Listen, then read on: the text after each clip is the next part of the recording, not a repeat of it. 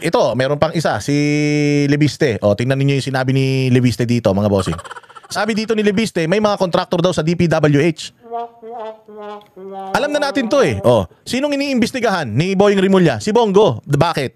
Dahil konektado daw si Bongo sa CLTG, yung kumpanya ng tatay niya. Sabi niya nga, wala siyang investment doon. Kung may kumpanya sila, hindi naman niya mapipigilan yun. Conflict of interest baka mo. Kung conflict of interest ang pag-uusapan natin, hindi ba may conflict of interest kay Bongbong Marcos at saka dyan kay Speaker Romualdez dahil magpinsan sila? Di ba? Hindi ba may conflict of interest doon sa yung Michael Ma na sinasabing smuggler tapos business partner ng asawa ng presidente na hanggang ngayon hindi pa lumalabas yung Michael Ma na yun? Hindi ba mayroong conflict of interest na kapag ang ombudsman at saka ang DILG, noon DOJ Secretary at saka DILG, conflict of interest hindi ba yung kapag magkapatid sila, pareha silang cabinet secretary? Hindi ba may conflict of interest kay Boying Rimulya? Ay Boying, kapal na mukha mo sa conflict of interest ha. May conflict of interest kapag ka DOJ Secretary ka tapos yung anak mo nasangkot sa droga tapos na-acquit, napawalang sala, hindi ba? Di ba yan ang mga conflict of interest? So tinitingnan nila yung conflict of interest kay Bongo. Pero yung conflict of interest sa mga opisina nila, katulad niya, nag-iimbestiga si Vince Dizon. Merong mga kontraktor sa DPWH, hindi niya iniimbestigahan. May mga kontraktor na mga conflict of interest sa Kongreso. Sila ang naglalagay ng budget, sila ang gumagawa ng budget, tapos si Dong Gonzales, merong sariling construction firm. Yung mga anak ang mga may-ari ng construction firm. Si Adjong, ganun din. Yung tatay daw may construction. Si Gutierrez, yung sa One Rider Party List, ang daming budget ang daming mga projects na nakuha nun. Contractor din yun. Lumaki din yung kumpanya nila. Sila Suarez, ganun din. Ang dami pa. Si Zaldico. Si Zaldico ganun din. Tapos si Romualdez, ganyan din. Di ba? Conflict of interest yung si Romualdez, tapos yung asawa niya, yun ang treasurer. Yun ang conflict of interest. Tinitingnan natin yung conflict of interest kay Bongo at saka sa mga Diskaya. Sinabi na ng mga Diskaya sa hearing, hindi ka namin kilala. Na hindi namin alam yan. Na kung may partnership man kami, ang tanong, yung mga project na pakinabangan ba, umikot kayo sa Davao City. Tingnan nyo sa Davao City, kung may ghost project, wala. May ghost project sa Pampanga, Tarlac, sa Bulacan, sa Ilocos Norte, may ghost project. Sinasabi na nga ni Manong Chavit yung mga proyekto dyan yung mga koneksyon. Tapos yan pa. Sasabihin nyo si Bongo pa yung iimbestigahan natin. Diyos ko naman. Eto sa DPWH may kontraktor, ba't hindi iniimbestigahan? Ang iniimbestigahan ibang tao. Ay ni DPWH Secretary Vince Dizon ayon sa impormasyong narinig ni Congressman Leandro Lebiste. Habang sinisiwalat yan ng kongresista sa press con, agad siyang tinawagan ng taga-DPWH. Nasa frontline ng balitang yan si Marian Enriquez. So I was told that appointees of Secretary Dizon are contractors. Ito ang isiniwalat ni Batangas 1st District Representative Leandro Lebiste sa kanyang press con. Aniya, narinig niyang may mga contractor sa team ni DPWH Secretary Vince Dizon. May mga appointee pa raw si Dizon sa DPWH na kontratista pero walang pinangalanan si Lebiste. Tignan mo. May appointee. Siya ang nag-appoint tapos mga kontratista. Wala na to. Pakagaling pa naman nito ni Vince Dizon. Ba't naman nabulok ka ng ganyan? Ang ganda-ganda ng pagdidisiplina ng mga leader natin noon. Ikaw ay produkto ni Art Tugade. Maayos ang mentoring sa'yo ni Art Tugade at ni Pangulong Duterte, tapos bigla kang nabulok. Nakakahiya ka, Vince. Kaibigan ka pa naman namin. Hamon niya sa kalihim. I heard that Secretary Dizon and his team have connections with contractors, and in the interest of transparency, should disclose all of their connections with contractors and any knowledge that they have on the possibility of kickbacks from DPWH projects. Kabilang ang DPWH na nakikipagtulungan sa investigasyon ng Independent Commission for Infrastructure o ICI kaugnay ng anomalya sa flood control projects. Kaya duda si Lebiste kung magkakaroon ng transparency at malilinis ang korupsyon sa ahensya kung totoong may contractor sa hanay ni Dizon. Sa gitna nga ng press con ni Lebiste, nakatanggap siya ng tawag mula raw sa opisina ni Secretary Dizon. I really don't know who's the contractor in your team, but if you can ask them and come clean to the public, then that would, I think, be a sign that there's real change now in DPWH. Agad namang nagpa-press con si Secretary Dizon. Nagpasalamat siya kay Lebiste pero humiling na magbigay pa sana ng detalye ang kongresista. Hindi ba nag-iimbestiga ka? Ikaw na dapat mag-scrutiny. Alam mo yan. Bina-background check nyo yung mga taong nilalagay nyo dyan. You can just easily say, wala sa mga appointee ko, walang kasi yan ang numero uno kong qualification. Pag naglagay ako dyan, kailangan malinis. Walang mga contractor sa mga yan. Ganun lang naman yun. Nag-iimbestiga ka eh. Di imbestigahan mo na rin. Pagkakaalam daw ni Dizon, walang koneksyon sa kontratista ang kanyang mga sinamang undersecretaries nang mailipat siya sa DPWH. Gayunman, pinangako ng kalihim na paiimbestigahan ang impormasyong narinig ni Leviste. Tatanggalin ko po yung taong yon immediately. At kung kinakailangan, kakasuhan ko pa yung taong yon. That's very important to me, no, na malaman talaga. No, kung sino yan, kung ano ang circumstances nung narinig niya, importante sa akin yan. No, and I will look forward to having a conversation. Pero mabuti yan, tama yan, imbestigahan mo. Paimbestigahan mo. O kasi ang iniimbestigahan mo, yung hindi konektado eh. Sinabi ni Ombudsman, imbestigahan si Bongo. Paiimbestigahan mo agad. O, ayan, narinig mo, galing sa isang congressman. Paimbestigahan mo din agad. Hindi ba? Ganun lang naman yun. O, ang bilis-bilis nyo mag-imbestiga kapag sa kalaban ninyo eh. Pero pagka sa mga sarili ninyo, tagal-tagal nyong kumilos. O, yun ang dapat na unahin mo. O si Boying, kung ano-ano nang ginagawa eh. Dapat sabihin mo na lumilihis tayo eh. Nabuo itong issue na to sa flood control issue 2025 eh. Tapos babalikan natin, iimbestigahan natin yung koneksyon ng mga diskaya kay Bongo noong 2016 to 2022. Unahin muna natin yung 2025. Tapos si Bongo, kung may kasalanan, kung nagnakaw si Bongo, edi anuin natin, ipako natin sa krus. Pero sa ngayon, ang issue kasi ganito, 2025 corruption, nililipat natin sa iba eh.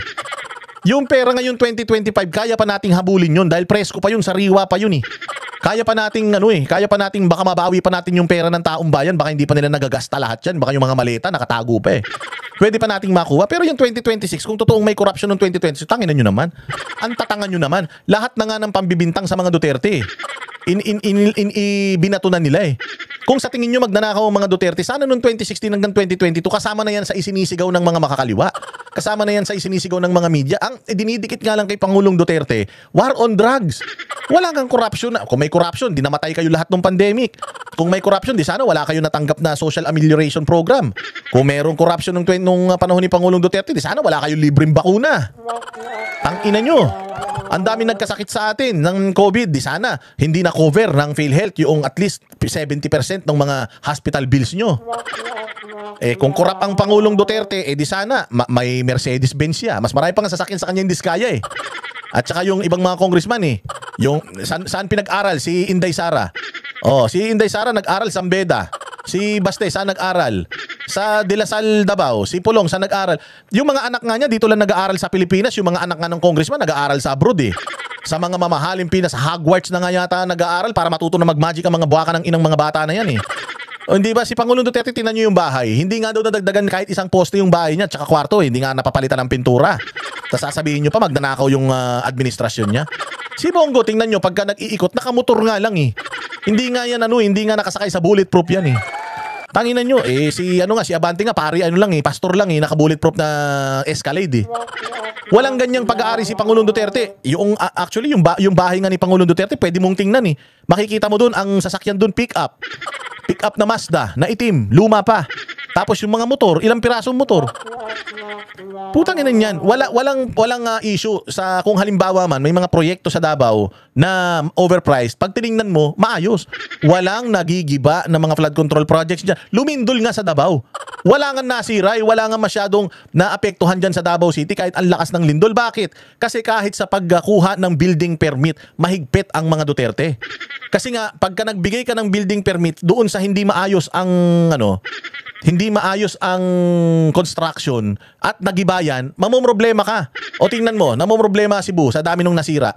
Namomroblema yung ibang mga probinsya sa dami nung pinsala. Tingnan nyo sa Davao, wala masyadong pinsala. Bakit? Hindi kasi sila corrupt. Kung halimbawa ako mayor, lalapit sa akin yung isang negosyante, may pinapatayo siyang building. Uutusan ko yung mga tao ko na inspeksyonin kung maayos ba talaga yung building according ba doon sa building code. Ngayon, kung mas manipis yung mga palitada nila, yung mga poste nila at mga bakal na nilalagay nila, hindi ko bibigyan ng permit yan. Bakit? Pag lumindol, which is nangyari noong nakaraan, gumuho yan. Sinong mamomroblema sa mga mamamatay? Sinong mamomroblema sa pagki-clear ng mga debris na manggagaling dyan sa mga building na substandard na pinatatayo nyo? Kami, LGU. Mas malaki problema namin kapag nangyari yan. O kaya ang gagawin namin, anong gagawin natin? O, ang gagawin natin, hihigpitan natin, o kita mo, nag-pay off yung paghihigpit ng Davao City sa pagbibigay ng building permit, construction permit, and so on and so forth, pag-approve ng mga plano. It paid off. Bakit? Malaki ang natipid ng Davao City LGU. Lumindol ng malakas, pero walang nawasak na mga establishment, struktura, at wala silang kailangan ipagamot, wala silang kailangan ipalibing, wala silang kailangan na paggastusan ng sobra-sobra. Kailangan mo lang magtrabaho ka ng tapat. Yang mga Duterte, tapat sa pagtatrabaho mga yan. Wala yan silang mga tinatanggap na mga extra-extra. Tingnan nyo yung mga suot nila. Di ba? Nakakita lang kayo ng isang designer bag, iisa. Hindi ba nila kaya yan? May mga negosyo naman sila, tsaka mga artista man mga yan. So, ang ibig kong sabihin dito, if the Dutertes really are corrupt, if the Dutertes really are corrupt, nakikita nyo man lang sana yung kanilang pagiging corrupt. Kung sila ay masyadong maimpluwensya, nakikita nyo man lang sana na hindi nakulong yung tatay nila, hindi sila nakakasuhan, na nagninikluhod lahat ng mga congressman at senador sa kanila. Hindi. Sila pa nga ang target. Sasabihin nyo, maimpluwensya sila, tapos sila ang target. Sasabihin nyo, magdanakaw sila, pero nung pandemic, buhay kayo. Nung panahon ni Pangulong Duterte, ang daming programang nagawa. Build project. Pandemic pa yan, ha. Meron pang gera sa Marawi. Meron pa, kalaban mo pa lahat ng media and all. Nawala ang laglag bala. Nawala ang mga adik kriminal. Naubos ang mga NPA. Putang ina, hindi magkasya sa 6 na taon lahat ng magagandang nagawa ni Pangulong Duterte. Ngayong panahon na ito, magnanakaw ang mga nasa Kongreso, Senado, pati Malacanang. Tapos isisisi natin kay Duterte. Ang issue ngayon, flood control ng 2025. Tapos ang iimbestigahan natin si Bongo. Tangina nyo. Kaya nga binoto yan, kaya nga nag-number 1 na senador yan dahil ang daming nagawa ni Bongo eh. Ngayon may umuugong-ugong tungkol dun sa mga mega centers. Yung mga parang parang mga health centers yan. Mega health centers. Proyekto ni ni Bongo yung mga health center. Tingnan mo, yun ang iniimbestigahan na ngayon. Yung mga mega health centers daw na hindi pa daw nag-ooperate. Putang ina, paano mag-ooperate yan? Dinidefund ninyo yung Malasakit Center. Hindi nyo pinupondohan ng health sector. Hindi nyo pinupondohan yung mga project ni Bongo. Tapos pag hindi gumagana, kay Bongo nyo naman sisisi. Hindi naman siya nagbabudget. Yan siya lang ang nagpapanukala. O lahat siya talagang tatargetin nila si Bongo kasi lahat ng posibleng makalaban nila sa 2022, kasi ganito yan 2028. Si Inday Sara mga bossing, si Inday Sara pwede yan ma-plunder dahil nandiyan na si Boying eh. Pwedeng ma-plunder si Inday Sara. Pag nawala si Inday Sara, sino ang pwedeng lumaban kapalit niya? Si Bongo ang pwedeng lumaban kapalit niya mga bossing. Si Bongo bakit? Si Bongo tsaka si Robin. Kaya nga si Robin, yung propaganda kay Robin nauna na eh. Si Bongo at si Robin bakit? Dahil pareha silang nag-number 1. Kapag nag-number 1 ka na senador, tandaan nyo, pag nag-number 1 ka na senador, para kang nanalong presidente. Bakit? Mantakin mo, ilan kayo? 12? Sa 12 na nanalo, ikaw yung pinakamaraming boto? Yung boto na nakuha mo, halos parehas ng boto ng presidente o mas marami pa? Ilan na nakuha ang boto ni Senator Bongo? Ang nakuha niyang boto, nasa 25 million yata. Kung hindi lang dinaya yan, baka sobra-sobra pa. Napakaraming boto nakuha ni Senator Bongo at number 1. Kaya tinatrabaho nila ngayon si Bongo. Kaya tinatrabaho nila si Cheese. Kasi si Cheese, si Bongo, si Robin Padilla, pag nawala si Inday Sara, nagtagumpay sila na si Inday Sara ma-disqualify at may perpetual disqualification, meaning hindi na pwedeng tumakbo sa any position. Si Bongo yung pwedeng tumakbo as a replacement dahil dahil malaki tiwala ng tao sa kanya. Binoto yan ng milyong-milyong mga Pilipino. Numero 1 yan. 2 sila ni Robin Padilla. Kaya ngayon, ang demolition job kay Robin at saka kay Bongo, pati gobyerno, whole of nation approach. Again, ang issue, flood control at budget ng 2025 na ninakaw. Yun ang issue.